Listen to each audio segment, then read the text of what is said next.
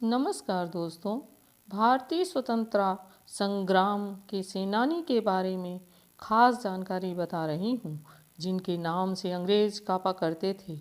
वह एक निर्भीक क्रांतिकारी थे, जिन्होंने देश के लिए अपने प्राणों का बलिदान दे दिया। वे थे चंद्रशेखर आज़ाद। दोस्तों, कृपया कहानी को पूरा सुनें। अगर अच्छी लगे तो लाइक करें, सब्सक्राइब करें प्लीज़। सन 1921 की बात है। स्थान स्थान पर, नगर नगर में विदेशी कपड़ों की होली जलाई गई। जुलूसों और जलसों द्वारा लोगों में स्वराज का बीज बोया जाने लगा। विद्यार्थियों को भारतीय रंग में रंगा जाने लगा। 16 वर्ष के चंद्रशेखर, जो एक विद्यार्थी थे, जहाँ जहाँ स्वयंसेवक सत्याग्रह करने जाते, वे उनके पीछे पीछे चल देते।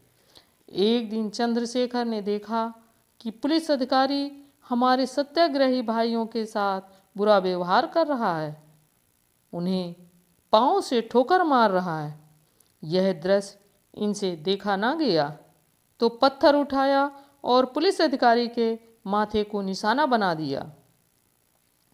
रक्त की धारा बह निकली। पत्थर फेंकने वाले को देख लिया गया, परंतु आंखों में धूल झोंक चंद्रशेखर साफ निकल गए और पकड़े न जा सके।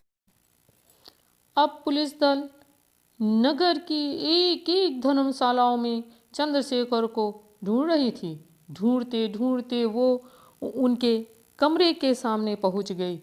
भीतर जाकर देखा तो कमरे की दीवारों में लोकमान्य तिलक, महात्मा गांधी, दूसरे नेताओं के चित्र टंगे थे।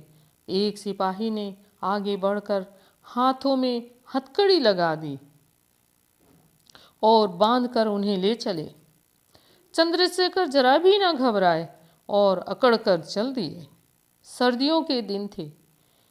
पुलिस वाले ने हवालात में बंद कर दिया और ओढ़ने को कुछ नहीं दिया। पुलिस वालों का विचार था कि नवयुवक घबराकर क्षमा मांगेगा, परंतु ऐसा न हुआ। पुलिस इंस्पेक्टर आधी रात को देखता है कि नवयुवक दंड पेल रहा है और उसके शरीर से पसीना टपक रहा है। वह देखकर दंग रह गया। अगले दिन चंद्रशेखर को न्यायालय में लाया गया। एक पारसी मजिस्ट्रेट के सामने चंद्रशेखर को पेश किया गया। मजिस्ट्रेट ने देखा कि उठती आयु का सुंदर गठे हुए शरीर वाला एक नवयुवक उसके सामने लाया गया है। मजिस्ट्रेट ने पूछा, तुम्हारा नाम क्या है? युवक बोला, आजाद। पिता का क्या नाम है? युवक ने अकड़ कर बोला, स्वतंत्र। तीसरी बार मजिस्ट्रेट ने पूछा कि तुम्हारा घर कहाँ है? उन्होंने निर्भय होकर जवाब दिया, जेल खाना।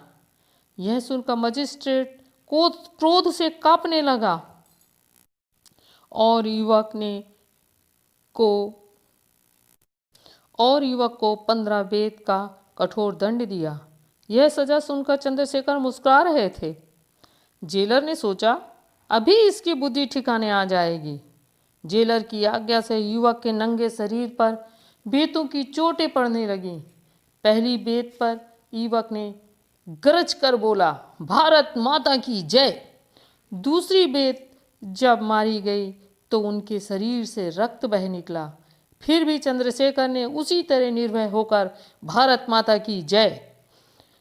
इस तरह एक एक करके 15 बेत चंद्रशेखर पर लगाए गए, परंतु भारत माता का सच्चा सपूत हर चोट के साथ भारत माता की जय के नारे से जेल की 4 दीवारी को गुंजाता रहा।